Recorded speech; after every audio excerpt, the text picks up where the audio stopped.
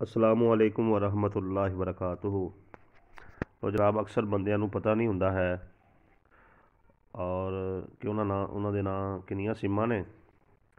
ते अज असीं तुहानूं दस्सांगे कि तुसीं किवें चैक कर सकदे हो तुहाडे नां ते किन्नियां सिम्मां ने, तां कि तुहाडे इल्म च होवे कि नंबर तुहाडे कोल ही चलदे पे ने जां कोई होर चलांदा पिया। और अगर कोई नंबर तुहाडे कोल नहीं है लेकिन तुहाडे नां ते सिम चलदी पई है ते उहनूं फौरी जाके बंद करवा दिओ।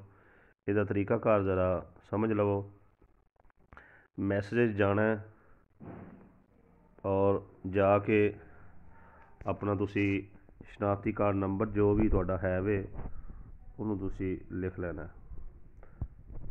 ठीक है जी।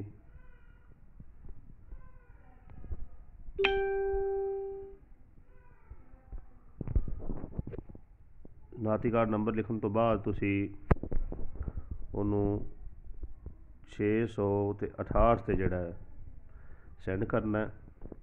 तो जनाब असी शनाख्ती कार्ड नंबर नूं 668 से सेंड कर लगे हाँ।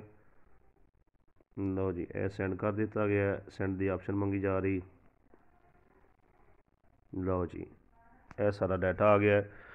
मेरे नां ते टोटल 6 सिम्मां ने जिंदे चो 2 डाटा सिम्मां ने और 4 जोड़ा वो कॉल वगैरह करने वालियां ने। 2 जायज़ दियां सिम्मां ने और 1 डाटा सिम है जायज़ दी। 2 टैलीनार दियां ने, यूफोन की कोई नहीं है, भारत की कोई नहीं है और एक जड़ा जोंग दी है। तो इस तरीके दे नाल तुसी भी चैक कर सकते हो कि तुहाडे नां ते किन्नियां सिम्मां ने।